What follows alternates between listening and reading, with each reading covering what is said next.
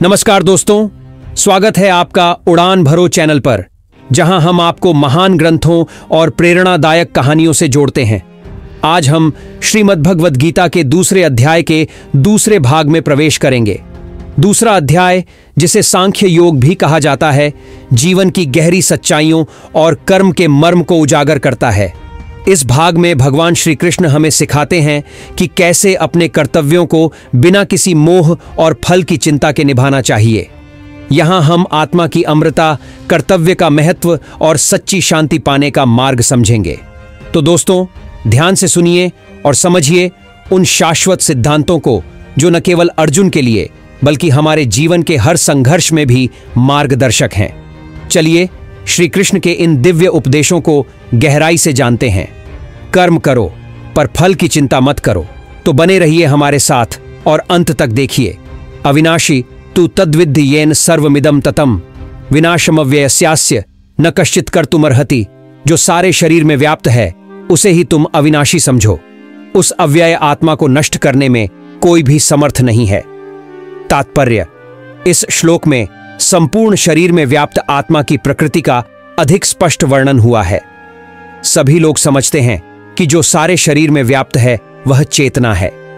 प्रत्येक व्यक्ति को शरीर में किसी अंश या पूरे भाग में सुख दुख का अनुभव होता है, किंतु चेतना की यह व्याप्ति किसी के शरीर तक ही सीमित रहती है।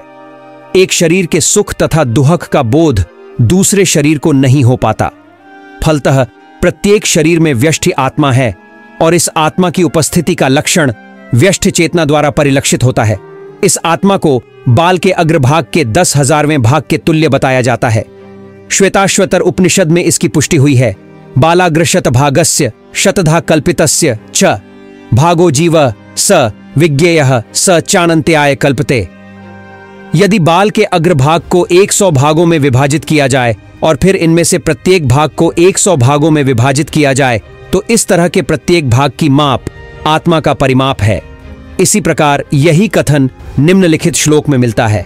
केशाग्रशत भागस्य शतांश सादृशात्मकः जीव सूक्ष्म स्वरूपोयम संख्यातीतो हि चित्कणः।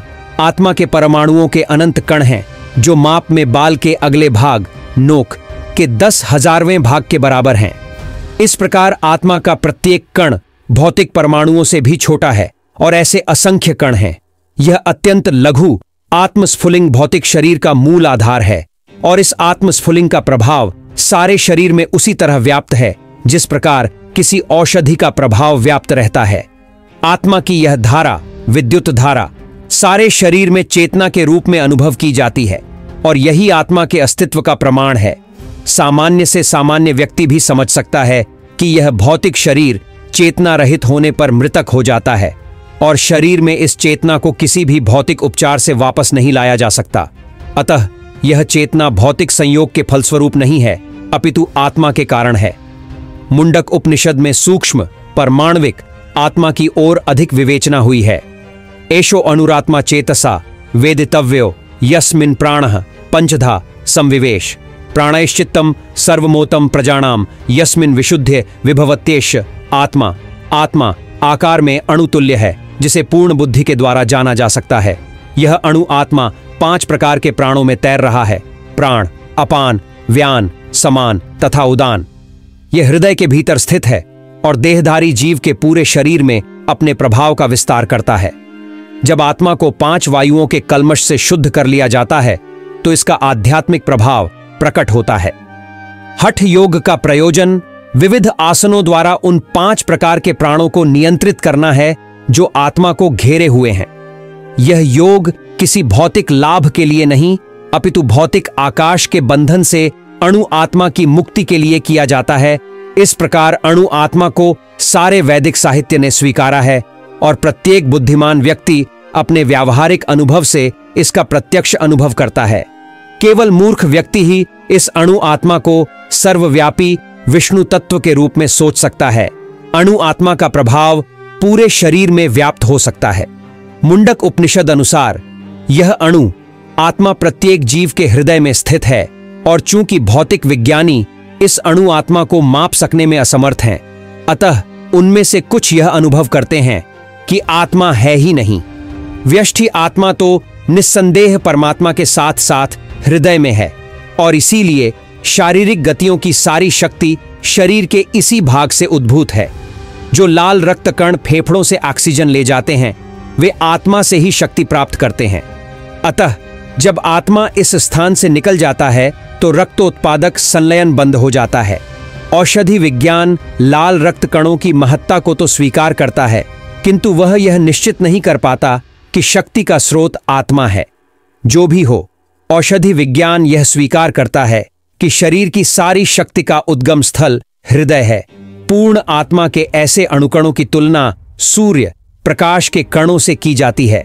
इस सूर्य प्रकाश में असंख्य तेजोमय अणु होते हैं। इसी प्रकार परमेश्वर के अंश उनकी किरणों के परमाणु स्फुलिंग हैं और प्रभा या पराशक्ति कहलाते हैं। अतः चाहे कोई वैदिक ज्ञान का अनुगामी हो या आधुनिक विज्ञान का, वह शरीर में आत्मा के अस्तित्व को नकार नहीं सकता। भगवान ने स्वयं भगवद गीता में आत्मा के इस विज्ञान का विशद वर्णन किया है। अंतवंत इमे देहा नित्यस्योक्ताः शरीरिणः अनाशिनो प्रमेयस्य तस्माद्युध्यस्व भारत। अविनाशी अप्रमेय तथा शाश्वत जीव के भौतिक शरीर का अंत अवश्यम भावी है, अतः हे भरतवंशी युद्ध करो। तात्पर्य, भौतिक शरीर स्वभाव से नाशवान है। यह तत्क्षण नष्ट हो सकता है और 100 वर्ष बाद भी। यह केवल समय की बात है। इसे अनंत काल तक बनाए रखने की कोई संभावना नहीं है। किंतु आत्मा इतना सूक्ष्म है कि इसे शत्रु देख भी नहीं सकता, मारना तो दूर रहा। जैसा कि पिछले श्लोक में कहा गया है, यह इतना सूक्ष्म है कि कोई इसके मापने की बात सोच भी नहीं सकता। अतः दोनों ही दृष्टि से शोक का कोई कारण नहीं है, क्योंकि जीव जिस रूप में है न तो उसे मारा जा सकता है, न ही शरीर को कुछ समय तक या स्थायी रूप से बचाया जा सकता है। पूर्ण आत्मा के सूक्ष्म कण अपने कर्म के अनुसार ही यह शरीर धारण करते हैं। अतः धार्मिक नियमों का पालन करना चाहिए। वेदांत सूत्र में जीव को प्रकाश बताया गया है, क्योंकि वह परम प्रकाश का अंश है। जिस प्रकार सूर्य का प्रकाश सारे ब्रह्मांड का पोषण करता है, उसी प्रकार आत्मा के प्रकाश से इस भौतिक देह का पोषण होता है। जैसे ही आत्मा इस भौतिक शरीर से बाहर निकल जाता है, शरीर सड़ने लगता है। अतः आत्मा ही शरीर का पोषक है। शरीर अपने आप में महत्वहीन है। इसीलिए अर्जुन को उपदेश दिया गया कि वह युद्ध करे और भौतिक शारीरिक कारणों से धर्म की बलि न होने दे। य एनम वेत्ति हंतारम यश्चैनम मन्यते हतम उभौ तौ न विजानीतो नायम हंति न हन्यते। जो इस जीवात्मा को मारने वाला समझता है तथा जो इसे मरा हुआ समझता है, वे दोनों ही अज्ञानी हैं, क्योंकि आत्मा न तो मारता है और न मारा जाता है। तात्पर्य, जब देहधारी जीव को किसी घातक हथियार से आघात पहुंचाया जाता है तो यह समझ लेना चाहिए कि शरीर के भीतर का जीवात्मा मरा नहीं। आत्मा इतना सूक्ष्म है कि इसे किसी तरह के भौतिक हथियार से मार पाना असंभव है, जैसा कि अगले श्लोकों से स्पष्ट हो जाएगा। न ही जीवात्मा अपने आध्यात्मिक स्वरूप के कारण वध्य है। जिसे मारा जाता है या जिसे मरा हुआ समझा जाता है, वह केवल शरीर होता है। किंतु इसका तात्पर्य शरीर के वध को प्रोत्साहित करना नहीं है। वैदिक आदेश है, मां हिंस्यात् सर्वभूतानि, किसी भी जीव की हिंसा न करो। न ही जीवात्मा अवध्य है का अर्थ यह है कि पशु हिंसा को प्रोत्साहन दिया जाए। किसी भी जीव के शरीर की अनधिकार हत्या करना निंद्य है और राज्य तथा भगवद विधान के द्वारा दंडनीय है। किंतु अर्जुन को तो धर्म के नियमानुसार मारने के लिए नियुक्त किया जा रहा था, किसी पागलपनवश नहीं। न जायते म्रियते व कदाचि नायम भूत्वा भविता व न भूयः अजो नित्यः शाश्वतोयम पुराणो न हन्यते हन्यमाने शरीरे। आत्मा के लिए किसी भी काल में न तो जन्म है न मृत्यु। वह न तो कभी जन्मा है, न जन्म लेता है और न जन्म लेगा। वह अजन्मा, नित्य, शाश्वत तथा पुरातन है। शरीर के मारे जाने पर वह मारा नहीं जाता। तात्पर्य, गुणात्मक दृष्टि से परमात्मा का अणुअंश परम से अभिन्न है। वह शरीर की भांति विकारी नहीं है। कभी कभी आत्मा को स्थायी या कूटस्थ कहा जाता है। शरीर में 6 प्रकार के रूपांतर होते हैं। वह माता के गर्भ से जन्म लेता है, कुछ काल तक रहता है, बढ़ता है, कुछ परिणाम उत्पन्न करता है, धीरे धीरे क्षीण होता है और अंत में समाप्त हो जाता है। किंतु आत्मा में ऐसे परिवर्तन नहीं होते। आत्मा अजन्मा है, किंतु चूंकि वह भौतिक शरीर धारण करता है, अतः शरीर जन्म लेता है। आत्मा न तो जन्म लेता है न मरता है। जिसका जन्म होता है उसकी मृत्यु भी होती है। और चूंकि आत्मा जन्म नहीं लेता, अतः उसका न तो भूत है न वर्तमान या भविष्य। वह नित्य, शाश्वत तथा सनातन है, अर्थात उसके जन्म लेने का कोई इतिहास नहीं है। हम शरीर के प्रभाव में आकर आत्मा के जन्म, मरण आदि का इतिहास खोजते हैं। आत्मा शरीर की तरह कभी भी वृद्ध नहीं होता। अतः तथाकथित वृद्ध पुरुष भी अपने में बाल्यकाल या युवावस्था जैसी अनुभूति पाता है। शरीर के परिवर्तनों का आत्मा पर कोई प्रभाव नहीं पड़ता। आत्मा वृक्ष या किसी अन्य भौतिक वस्तु की तरह क्षीण नहीं होता। आत्मा की कोई उपसृष्टि नहीं होती। शरीर की उपसृष्टि संतानें हैं और वे भी व्यष्टि आत्माएं हैं, और शरीर के कारण वे किसी न किसी की संतानें प्रतीत होते हैं। शरीर की वृद्धि आत्मा की उपस्थिति के कारण होती है, किंतु आत्मा के न तो कोई उपवृद्धि है न ही उसमें कोई परिवर्तन होता है। अतः आत्मा शरीर के 6 प्रकार के परिवर्तन से मुक्त है। कठोपनिषद में इसी तरह का एक श्लोक आया है, न जायते म्रियते वा विपश्चिन नायम कुतश्चिन्न बभूव कश्चित अजो नित्य शाश्वतो यम पुराणो न हन्यते हन्यमाने शरीरे। इस श्लोक का अर्थ तथा तात्पर्य भगवद गीता के श्लोक जैसा ही है, किंतु इस श्लोक में एक विशिष्ट शब्द विपश्चित का प्रयोग हुआ है, जिसका अर्थ है विद्वान या ज्ञानमय। आत्मा ज्ञान से या चेतना से सदैव पूर्ण रहता है। अतः चेतना ही आत्मा का लक्षण है। यदि कोई हृदयस्थ आत्मा को नहीं खोज पाता, तब भी वह आत्मा की उपस्थिति को चेतना की उपस्थिति से जान सकता है। कभी कभी हम बादलों या अन्य कारणों से आकाश में सूर्य को नहीं देख पाते, किंतु सूर्य का प्रकाश सदैव विद्यमान रहता है। अतः हमें विश्वास हो जाता है कि यह दिन का समय है। प्रातःकाल ज्यों ही आकाश में थोड़ा सा सूर्य प्रकाश दिखता है, तो हम समझ जाते हैं कि सूर्य आकाश में है। इसी प्रकार चूंकि शरीरों में, चाहे पशु के हों या पुरुषों के, कुछ न कुछ चेतना रहती है, अतः हम आत्मा की उपस्थिति को जान लेते हैं। किंतु जीव की यह चेतना परमेश्वर की चेतना से भिन्न है, क्योंकि परम चेतना तो सर्वज्ञ है, भूत, वर्तमान तथा भविष्य के ज्ञान से पूर्ण। व्यष्टि जीव की चेतना विस्मरणशील है। जब वह अपने वास्तविक स्वरूप को भूल जाता है, तो उसे कृष्ण के उपदेशों से शिक्षा तथा प्रकाश और बोध प्राप्त होता है। किंतु कृष्ण विस्मरणशील जीव नहीं हैं। यदि वे ऐसे होते तो उनके द्वारा दिए गए भगवद गीता के उपदेश व्यर्थ होते। आत्मा के 2 प्रकार हैं, एक तो अणु आत्मा और दूसरा विभु आत्मा। कठोपनिषद में इसकी पुष्टि इस प्रकार हुई है, अणोरणीयान महतो महीयान आत्मास्य जंतोर्निहितो गुहायाम तमक्रतुः पश्यति वीतशोको धातुः प्रसादान महिमान मात्मनः। परमात्मा तथा अणु आत्मा दोनों शरीर रूपी उसी वृक्ष में जीव के हृदय में विद्यमान हैं, और इनमें से जो समस्त इच्छाओं तथा शोकों से मुक्त हो चुका है, वही भगवत कृपा से आत्मा की महिमा को समझ सकता है। कृष्ण परमात्मा के भी उद्गम हैं, जैसा कि अगले अध्यायों में बताया जाएगा, और अर्जुन अणु आत्मा के समान है, जो अपने वास्तविक स्वरूप को भूल गया है। अतः उसे कृष्ण द्वारा या उनके प्रामाणिक प्रतिनिधि गुरु द्वारा प्रबुद्ध किए जाने की आवश्यकता है। वेदा विनाशिनम नित्यम या एन मजमव्ययम कथम स पुरुषः पार्थ कम घातयति हंतिकम। हे पार्थ, जो व्यक्ति यह जानता है कि आत्मा अविनाशी, अजन्मा, शाश्वत तथा अव्यय है, वह भला किसी को कैसे मार सकता है या मरवा सकता है। तात्पर्य, प्रत्येक वस्तु की समुचित उपयोगिता होती है, और जो ज्ञानी होता है वह जानता है कि किसी वस्तु का कहां और कैसे प्रयोग किया जाए। इसी प्रकार हिंसा की भी अपनी उपयोगिता है, और इसका उपयोग इसे जानने वाले पर निर्भर करता है। यद्यपि हत्या करने वाले व्यक्ति को न्याय संहिता के अनुसार प्राणदंड दिया जाता है, किंतु न्यायाधीश को दोषी नहीं ठहराया जा सकता है, क्योंकि वह न्याय संहिता अनुसार ही दूसरे व्यक्ति पर हिंसा किए जाने का आदेश देता है। मनुष्यों के विधि ग्रंथ मनुष्य संहिता में इसका समर्थन किया गया है कि हत्यारे को प्राणदंड देना चाहिए, जिससे उसे अगले जीवन में अपना पाप कर्म भोगना न पड़े। अतः राजा द्वारा हत्यारे को फांसी का दंड एक प्रकार से लाभप्रद है। इसी प्रकार जब कृष्ण युद्ध करने का आदेश देते हैं, तो यह समझना चाहिए कि यह हिंसा परम न्याय के लिए है, और इस तरह अर्जुन को इस आदेश का पालन यह समझकर करना चाहिए कि कृष्ण के लिए किया गया युद्ध हिंसा नहीं है, क्योंकि मनुष्य या दूसरे शब्दों में आत्मा को मारा नहीं जा सकता। अतः न्याय के हेतु तथा कथित हिंसा की अनुमति है। शल्यक्रिया का प्रयोजन रोगी को मारना नहीं अपितु उसको स्वस्थ बनाना है। अतः कृष्ण के आदेश पर अर्जुन द्वारा किया जाने वाला युद्ध पूरे ज्ञान के साथ हो रहा है, उससे पाप फल की संभावना नहीं है। वासांसि जीर्णानि यथा विहाय नवाणि गृह्णाति नरोपराणि तथा शरीराणि विहाय जीर्णा न्यन्यानि संयाति नवाणि देहि। जिस प्रकार मनुष्य पुराने वस्त्रों को त्याग कर नए वस्त्र धारण करता है, उसी प्रकार आत्मा पुराने तथा व्यर्थ के शरीरों को त्याग कर नवीन भौतिक शरीर धारण करता है।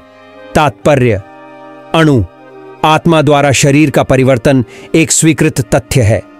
आधुनिक विज्ञानी जन तक जो आत्मा के अस्तित्व पर विश्वास नहीं करते, पर साथ ही हृदय से शक्ति साधन की व्याख्या भी नहीं कर पाते, उन परिवर्तनों को स्वीकार करने को बाध्य हैं जो बाल्यकाल से कौमारावस्था और फिर तरुणावस्था तथा वृद्धावस्था में होते रहते हैं।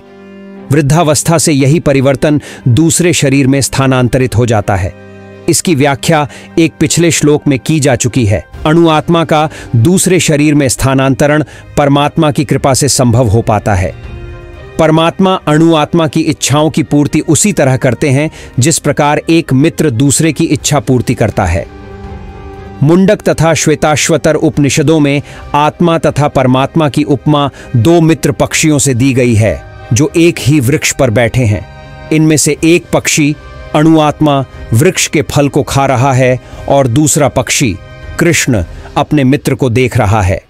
यद्यपि दोनों पक्षी समान गुण वाले हैं, किंतु इनमें से एक भौतिक वृक्ष के फलों पर मोहित है, किंतु दूसरा अपने मित्र के कार्यकलापों का साक्षी मात्र है। कृष्ण साक्षी पक्षी हैं और अर्जुन फल भोक्ता पक्षी। यद्यपि दोनों मित्र सखा हैं, किंतु फिर भी एक स्वामी है और दूसरा सेवक है। अणु आत्मा द्वारा इस संबंध की विस्मृति ही उसके एक वृक्ष से दूसरे पर जाने या एक शरीर से दूसरे में जाने का कारण है। जीव आत्मा प्राकृत शरीर रूपी वृक्ष पर अत्यधिक संघर्षशील है, किंतु ज्यों ही वह दूसरे पक्षी को परम गुरु के रूप में स्वीकार करता है, जिस प्रकार अर्जुन कृष्ण का उपदेश ग्रहण करने के लिए स्वेच्छा से उनकी शरण में जाता है, त्यों ही प्रतंत्र पक्षी तुरंत सारे शोकों से विमुक्त हो जाता है। मुंडक उपनिषद तथा श्वेताश्वतर उपनिषद समान रूप से इसकी पुष्टि करते हैं। समाने वृक्षे पुरुषो निमग्नो निशया शोचति मुह्यमाणः जुष्टम यदा पश्यत्यन्यमीशमस्य महिमानमिति वीत शोकः। यद्यपि दोनों पक्षी एक ही वृक्ष पर बैठे हैं, किंतु फल खाने वाला पक्षी वृक्ष के फल के भोक्ता रूप में चिंता तथा विषाद में निमग्न है। यदि किसी तरह वह अपने मित्र भगवान की ओर उन्मुख होता है और उनकी महिमा को जान लेता है, तो वह कष्ट भोगने वाला पक्षी तुरंत समस्त चिंताओं से मुक्त हो जाता है। अब अर्जुन ने अपना मुख अपने शाश्वत मित्र कृष्ण की ओर फेरा है और उनसे भगवद गीता समझ रहा है।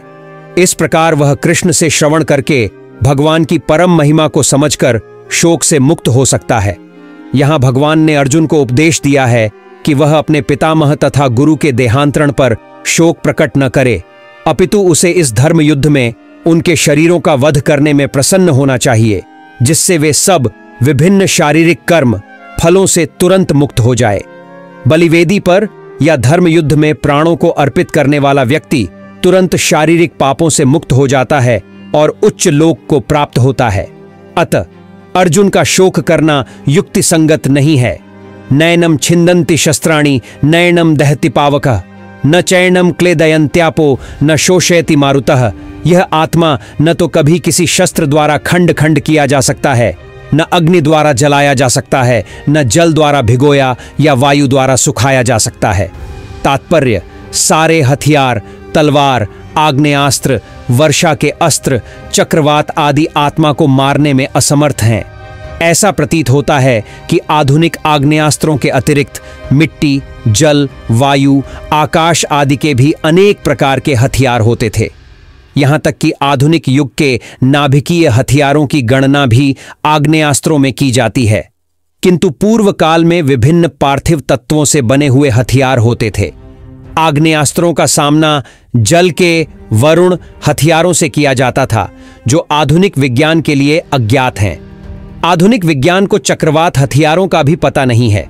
जो भी हो, आत्मा को न तो कभी खंड खंड किया जा सकता है, न किन्हीं वैज्ञानिक हथियारों से उसका संहार किया जा सकता है, चाहे उनकी संख्या कितनी ही क्यों ना हो।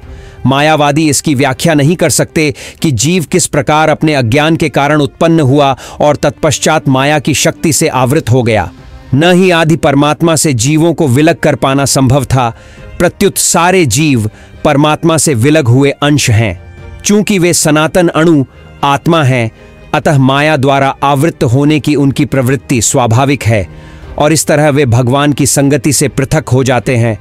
जिस प्रकार अग्नि के स्फुलिंग अग्नि से विलग होते ही बुझ जाते हैं, यद्यपि इन दोनों के गुण समान होते हैं।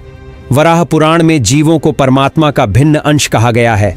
भगवद गीता के अनुसार भी वे शाश्वत रूप से ऐसे ही हैं। अतः मोह से मुक्त होकर भी जीव पृथक अस्तित्व रखता है, जैसा कि कृष्ण द्वारा अर्जुन को दिए गए उपदेशों से स्पष्ट है। अर्जुन कृष्ण के उपदेश के कारण मुक्त तो हो गया, किंतु कभी भी कृष्ण से एकाकार नहीं हुआ। अच्छेद्योयम दाह्योयम अक्लेद्यो शोष्य एव च नित्यः सर्वगतः स्थाणुरचलो यम सनातनः। यह आत्मा अखंडित तथा अघुलनशील है। इसे न तो जलाया जा सकता है, न ही सुखाया जा सकता है। यह शाश्वत, सर्वव्यापी, अविकारी, स्थिर तथा सदैव एक सा रहने वाला है। तात्पर्य, अणु आत्मा के इतने सारे गुण यही सिद्ध करते हैं कि आत्मा पूर्ण आत्मा का अणु अंश है और बिना किसी परिवर्तन के निरंतर उसी तरह बना रहता है। इस प्रसंग में अद्वैतवाद को व्यवहृत करना कठिन है, क्योंकि अणु आत्मा कभी भी परम आत्मा के साथ मिलकर एक नहीं हो सकता। भौतिक कलमश से मुक्त होकर अणु आत्मा भगवान के तेज की किरणों की आध्यात्मिक स्फुलिंग बनकर रहना चाह सकता है, किंतु बुद्धिमान जीव तो भगवान की संगति करने के लिए वैकुंठ लोक में प्रवेश करता है। सर्वगत शब्द महत्वपूर्ण है, क्योंकि इसमें कोई संशय नहीं है कि जीव भगवान की समग्र सृष्टि में फैले हुए हैं। वे जल, थल, वायु, पृथ्वी के भीतर तथा अग्नि के भीतर भी रहते हैं। जो यह मानते हैं कि वे अग्नि में स्वाहा हो जाते हैं, वह ठीक नहीं है, क्योंकि यहाँ कहा गया है कि आत्मा को अग्नि द्वारा जलाया नहीं जा सकता।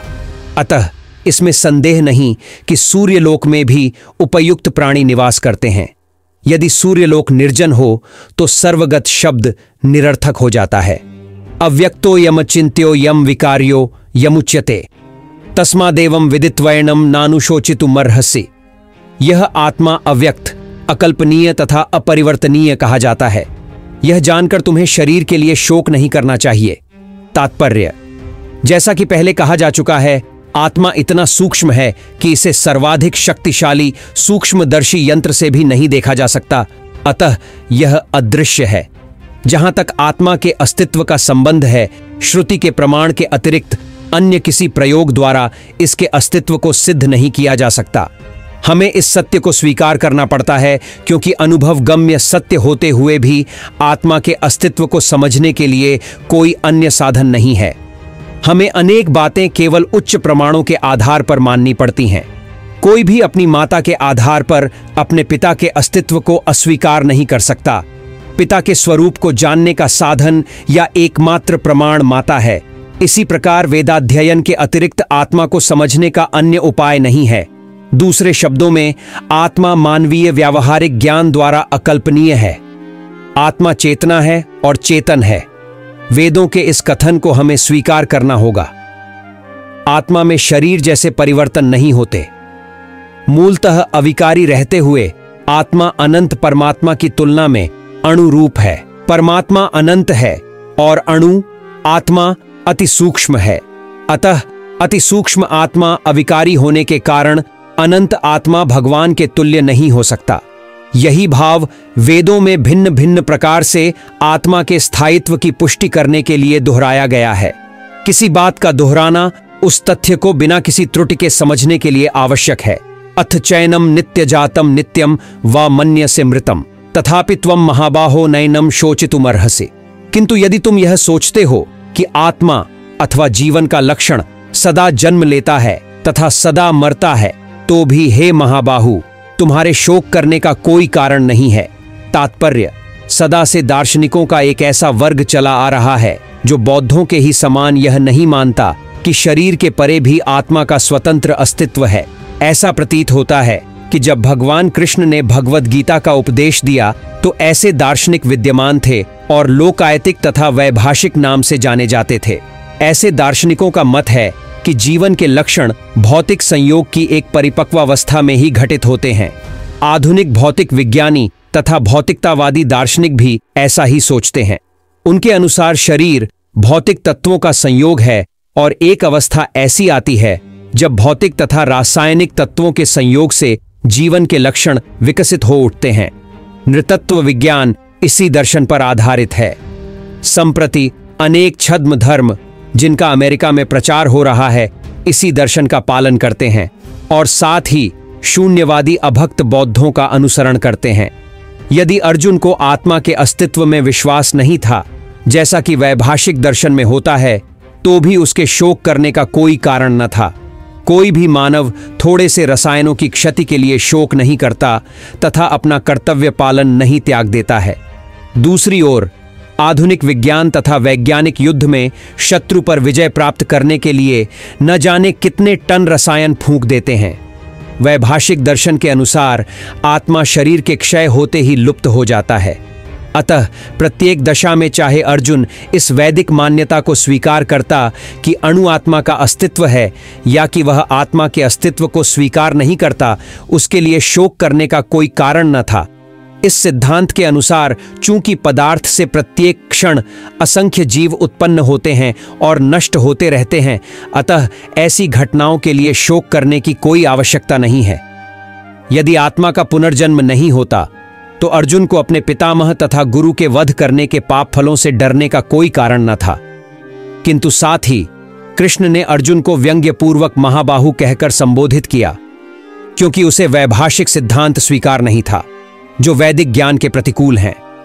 क्षत्रिय होने के नाते अर्जुन का संबंध वैदिक संस्कृति से था और वैदिक सिद्धांतों का पालन करते रहना ही उसके लिए शोभनीय था। जातस्य हि ध्रुवो मृत्युर्ध्रुवम जन्म मृतस्य च तस्माद् परिहार्येऽर्थेन त्वं शोचितुमर्हसि। जिसने जन्म लिया है उसकी मृत्यु निश्चित है और मृत्यु के पश्चात पुनर्जन्म भी निश्चित है। अतः अपने अपरिहार्य कर्तव्य पालन में तुम्हें शोक नहीं करना चाहिए। तात्पर्य: मनुष्य को अपने कर्मों के अनुसार जन्म ग्रहण करना होता है और एक कर्म अवधि समाप्त होने पर उसे मरना होता है जिससे वह दूसरा जन्म ले सके। इस प्रकार मुक्ति प्राप्त किए बिना ही जन्म मृत्यु का यह चक्र चलता रहता है। जन्म मरण के इस चक्र से वृथा हत्या, वध तथा युद्ध का समर्थन नहीं होता, किंतु मानव समाज में शांति तथा व्यवस्था बनाए रखने के लिए हिंसा तथा युद्ध अपरिहार्य हैं। कुरुक्षेत्र का युद्ध भगवान की इच्छा होने के कारण अपरिहार्य था और सत्य के लिए युद्ध करना क्षत्रिय का धर्म है। अतः अपने कर्तव्य का पालन करते हुए वह स्वजनों की मृत्यु से भयभीत या शोकाकुल क्यों था? वह विधि कानून को भंग नहीं करना चाहता था, क्योंकि ऐसा करने पर उसे उन पाप कर्मों के फल भोगने पड़ेंगे जिनसे वह अत्यंत भयभीत था। अपने कर्तव्य का पालन करते हुए वह स्वजनों की मृत्यु को रोक नहीं सकता था और यदि वह अनुचित कर्तव्य पथ का चुनाव करे तो उसे नीचे गिरना होगा। अव्यक्तादीनि भूतानि व्यक्त मध्यानि भारत, अव्यक्त निधनान्येव तत्र का परिदेवना। सारे जीव प्रारंभ में अव्यक्त रहते हैं, मध्य अवस्था में व्यक्त होते हैं और विनष्ट होने पर पुनः अव्यक्त हो जाते हैं। अतः शोक करने की क्या आवश्यकता है? तात्पर्य: यह स्वीकार करते हुए कि दो प्रकार के दार्शनिक हैं, एक तो वे जो आत्मा के अस्तित्व को मानते हैं और दूसरे वे जो आत्मा के अस्तित्व को नहीं मानते, कहा जा सकता है कि किसी भी दशा में शोक करने का कोई कारण नहीं है। आत्मा के अस्तित्व को न मानने वालों को वेदांतवादी नास्तिक कहते हैं। यदि हम तर्क के लिए इस नास्तिकतावादी सिद्धांत को मान भी लें तो भी शोक करने का कोई कारण नहीं है। आत्मा के पृथक अस्तित्व से भिन्न सारे भौतिक तत्व सृष्टि के पूर्व अदृश्य रहते हैं। इस अदृश्य रहने की सूक्ष्म अवस्था से ही दृश्य अवस्था आती है। जिस प्रकार आकाश से वायु उत्पन्न होती है, वायु से अग्नि, अग्नि से जल और जल से पृथ्वी उत्पन्न होती है। पृथ्वी से अनेक प्रकार के पदार्थ प्रकट होते हैं, यथा एक विशाल गगनचुंबी महल पृथ्वी से ही प्रकट है। जब इसे ध्वस्त कर दिया जाता है तो वह अदृश्य हो जाता है और अंततः परमाणु रूप में बना रहता है। शक्ति संरक्षण का नियम बना रहता है, किंतु काल क्रम से वस्तुएं प्रकट तथा अप्रकट होती रहती हैं। अंतर इतना ही है। अतः प्रकट होने, व्यक्त या अप्रकट, अव्यक्त होने पर शोक करने का कोई कारण नहीं है। यहां तक कि अप्रकट अवस्था में भी वस्तुएं समाप्त नहीं होती। प्रारंभिक तथा अंतिम दोनों अवस्थाओं में ही सारे तत्व अप्रकट रहते हैं, केवल मध्य में वे प्रकट होते हैं, और इस तरह इससे कोई वास्तविक अंतर नहीं पड़ता। यदि हम भगवद गीता के इस वैदिक निष्कर्ष को मानते हैं कि ये भौतिक शरीर कालक्रम में नाशवान है, अंतवंत इमे देहा, किंतु आत्मा शाश्वत है, नित्यस्योक्तः शरीरिणः, तो हमें यह सदा स्मरण रखना होगा कि यह शरीर वस्त्र परिधान के समान है। अतः वस्त्र परिवर्तन होने पर शोक क्यों?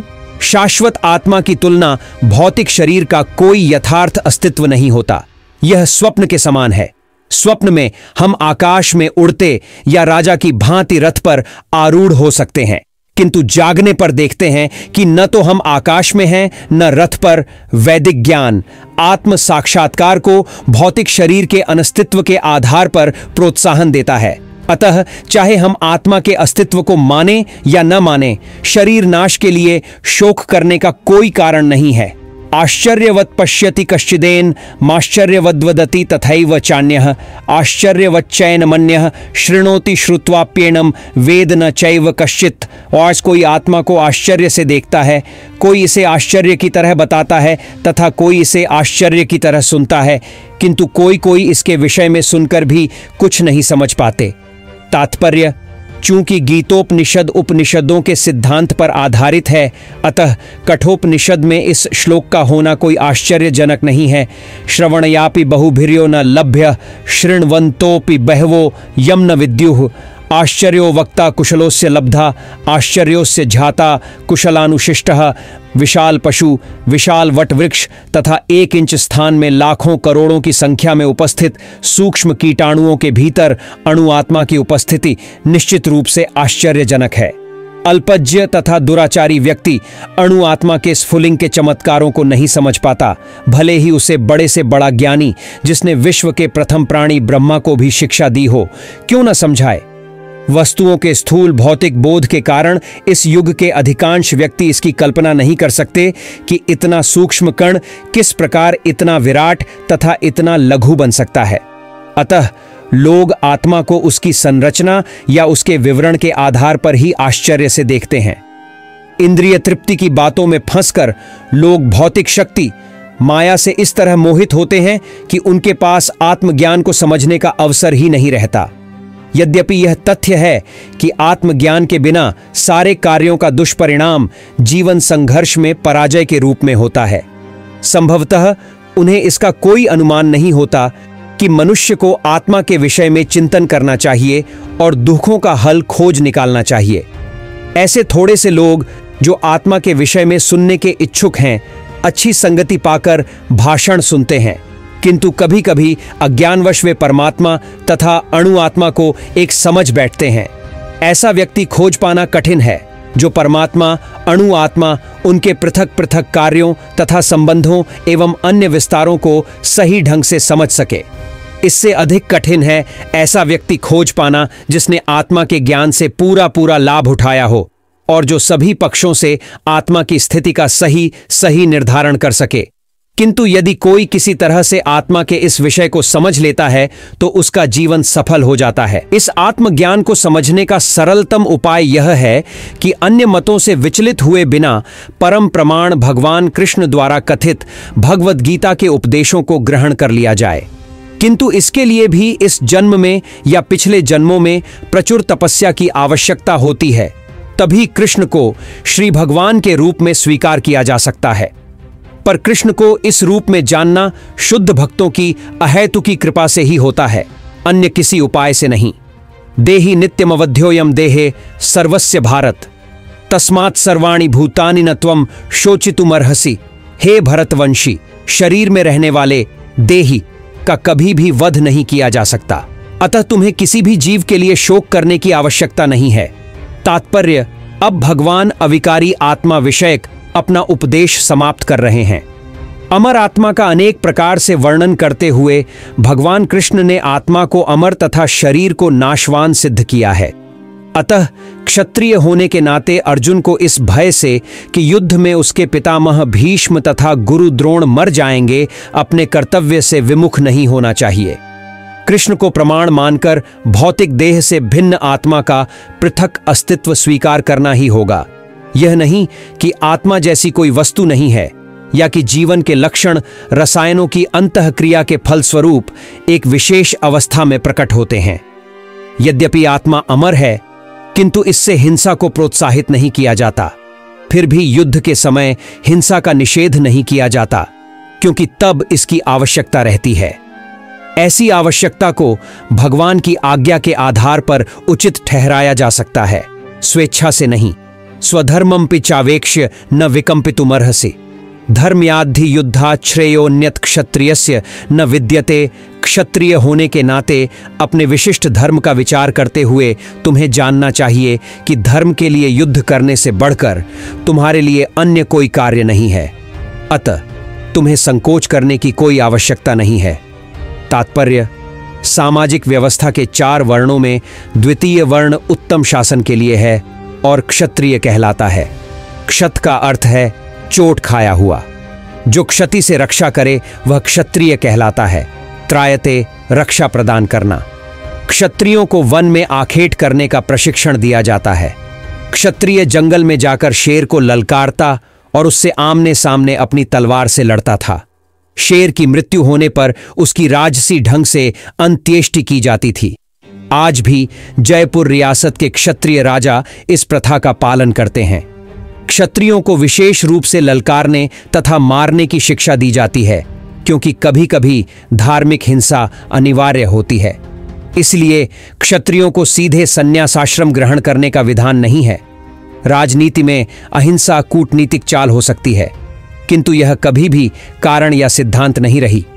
धार्मिक संहिताओं में उल्लेख मिलता है, आहवेशु मिथोन्योन्यम जिघांसन्तो महीक्षितः युद्धमाणाः परम शक्त्या स्वर्गम यान्त्यपरांगमुखाः यज्ञेषु पशवो ब्रह्मण हन्यन्ते सततम द्विजय।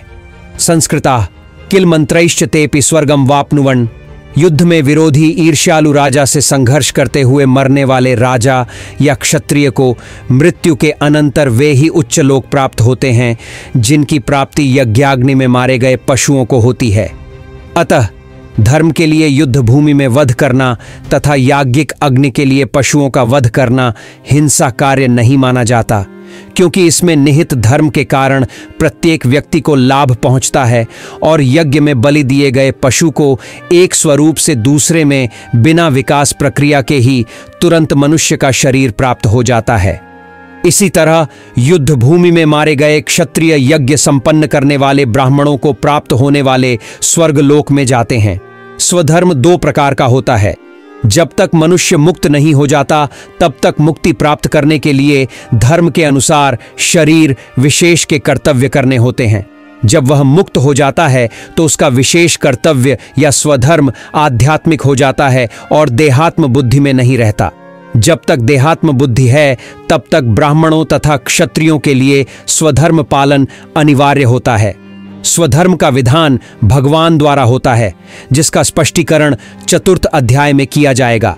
शारीरिक स्तर पर स्वधर्म को वर्णाश्रम धर्म अथवा आध्यात्मिक बोध का प्रथम सोपान कहते हैं। वर्णाश्रम धर्म अर्थात प्राप्त शरीर के विशिष्ट गुणों पर आधारित स्वधर्म की अवस्था से मानवीय सभ्यता का शुभारंभ होता है। वर्णाश्रम धर्म के अनुसार किसी कार्य क्षेत्र में स्वधर्म का निर्वाह करने से जीवन के उच्चतर पद को प्राप्त किया जा सकता है। यदृच्छया चोपपन्नम स्वर्गद्वारम पावृत्तम सुखिनः क्षत्रियाः पार्थ लभन्ते युद्धमीदृशम। हे पार्थ, वे क्षत्रिय सुखी हैं जिन्हें ऐसे युद्ध के अवसर अपने आप प्राप्त होते हैं जिससे उनके लिए स्वर्गलोक के द्वार खुल जाते हैं। तात्पर्य: विश्व के परम गुरु भगवान कृष्ण अर्जुन की इस प्रवृत्ति की भर्त्सना करते हैं जब वह कहता है कि उसे इस युद्ध में कुछ भी तो लाभ नहीं दिख रहा है, इससे नरक में शाश्वत वास करना होगा। अर्जुन द्वारा ऐसे वक्तव्य केवल अज्ञानजन्य थे। वह अपने स्वधर्म के आचरण में अहिंसक बनना चाह रहा था, किंतु एक क्षत्रिय के लिए युद्ध भूमि में स्थित होकर इस प्रकार अहिंसक बनना मूर्खों का दर्शन है। पराशर स्मृति में व्यासदेव के पिता पराशर ने कहा है, क्षत्रियो ही प्रजा रक्षण शस्त्र पाणिः प्रदंडयन निर्जित्य पर सैन्यादि क्षितिम धर्मेण पालयेत। क्षत्रिय का धर्म है कि वह सभी क्लेशों से नागरिकों की रक्षा करे, इसीलिए उसे शांति तथा व्यवस्था बनाए रखने के लिए हिंसा करनी पड़ती है। अतः उसे शत्रु राजाओं के सैनिकों को जीतकर धर्मपूर्वक संसार पर राज्य करना चाहिए। यदि सभी पक्षों पर विचार करें तो अर्जुन को युद्ध से विमुख होने का कोई कारण नहीं था। यदि वह शत्रुओं को जीतता है तो राज्य भोग करेगा, और यदि वह युद्ध भूमि में मरता है तो स्वर्ग को जाएगा, जिसके द्वार उसके लिए खुले हुए हैं। युद्ध करने से उसे दोनों ही तरह लाभ होगा। अथ चेत्त्वमिमं धर्म्यं संग्रामं न करिष्यसि ततः स्वधर्मं कीर्तिं च हित्वा पापं वाप्स्यसि। किंतु यदि तुम युद्ध करने के स्वधर्म को संपन्न नहीं करते तो तुम्हें निश्चित रूप से अपने कर्तव्य की उपेक्षा करने का पाप लगेगा, और तुम योद्धा के रूप में भी अपना यश खो दोगे। तात्पर्य: अर्जुन विख्यात योद्धा था, जिसने शिव आदि अनेक देवताओं से युद्ध करके यश अर्जित किया था। शिकारी के वेश में शिवजी से युद्ध करके तथा उन्हें हराकर अर्जुन ने उन्हें प्रसन्न किया था और वर के रूप में पाशुपतास्त्र प्राप्त किया था। सभी लोग जानते थे कि वह एक महान योद्धा है। स्वयं द्रोणाचार्य ने उसे आशीष दिया था और एक विशेष अस्त्र प्रदान किया था, जिससे वह अपने गुरु का भी वध कर सकता था। इस प्रकार वह अपने धर्मपिता एवं स्वर्ग के राजा इंद्र समेत अनेक अधिकारियों से अनेक युद्धों के प्रमाण पत्र प्राप्त कर चुका था।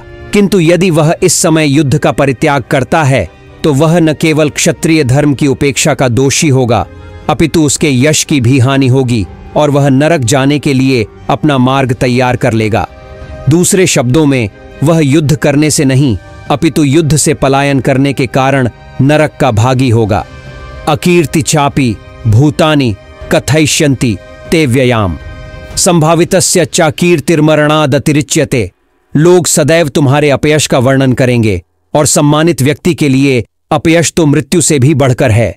से तात्पर्य: अब अर्जुन के मित्र तथा गुरु के रूप में भगवान कृष्ण अर्जुन को युद्ध विमुख न होने का अंतिम निर्णय देते हैं। वे कहते हैं, अर्जुन, यदि तुम युद्ध प्रारंभ होने के पूर्व ही युद्ध भूमि छोड़ देते हो तो लोग तुम्हें कायर कहेंगे, और यदि तुम सोचते हो कि लोग गाली देते रहें किंतु तुम युद्ध भूमि से भागकर अपनी जान बचा लोगे, तो मेरी सलाह है कि तुम्हें युद्ध में मर जाना ही श्रेयस्कर होगा। तुम जैसे सम्माननीय व्यक्ति के लिए अब कीर्ति मृत्यु से भी बुरी है, अतः तुम्हें प्राण भय से भागना नहीं चाहिए, युद्ध में मर जाना ही श्रेयस्कर होगा। इससे तुम मेरी मित्रता का दुरुपयोग करने तथा समाज में अपनी प्रतिष्ठा खोने के अपयश से बच जाओगे। अतः अर्जुन के लिए भगवान का अंतिम निर्णय था कि वह संग्राम से पलायन न करे अपितु युद्ध में मरे। भयाद्रणादुप्रतम मनस्यन्ते त्वा महारथाः येषां च त्वं बहुमतो भूत्वा यास्यसि लाघवम्।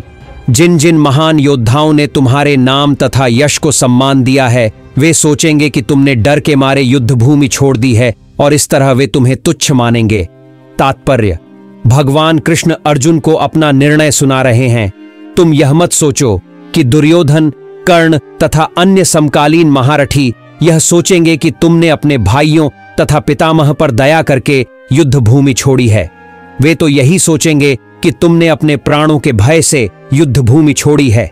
इस प्रकार उनकी दृष्टि में तुम्हारे प्रति जो सम्मान है वह धूल में मिल जाएगा। अवाच्यवादांश्च बहून् वदिष्यन्ति तवाहिताः निंदन्तस्तव सामर्थ्यम ततो दुःखतरम नु किम। तुम्हारे शत्रु अनेक प्रकार के कटु शब्दों से तुम्हारा वर्णन करेंगे और तुम्हारी सामर्थ्य का उपहास करेंगे। तुम्हारे लिए इससे दुखदाई और क्या सकता है। तात्पर्य: प्रारंभ में ही भगवान कृष्ण को अर्जुन के अयाचित दया भाव पर आश्चर्य हुआ था और उन्होंने इस दया भाव को अनार्योचित बताया था।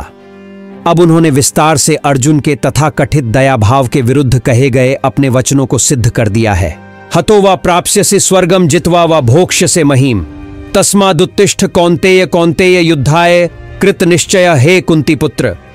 तुम यदि युद्ध में मारे जाओगे तो स्वर्ग प्राप्त करोगे, या यदि तुम जीत जाओगे तो पृथ्वी के साम्राज्य का भोग करोगे।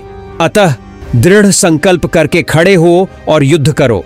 तात्पर्य: यद्यपि अर्जुन के पक्ष में विजय निश्चित न थी, फिर भी उसे युद्ध करना था, क्योंकि यदि वह युद्ध में मारा भी गया तो वह स्वर्गलोक को जाएगा।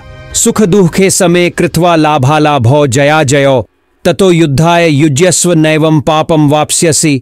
तुम सुख या दुख, हानि या लाभ, विजय या पराजय का विचार किए बिना युद्ध के लिए युद्ध करो।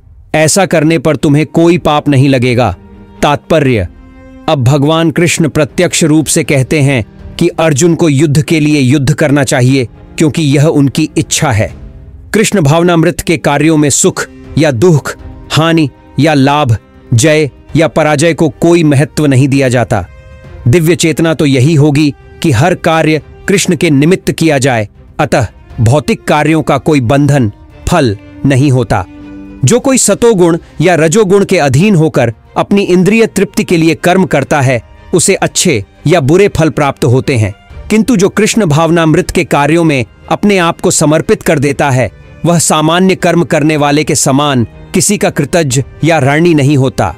भागवत में कहा गया है, देवर्षि भूताप्त नृणाम पिताराणाम न किंकरो नायम ऋणी च राजन सर्वात्मना यह शरणम शरण्यम गतो मुकुंदम परिहृत्य कर्तम।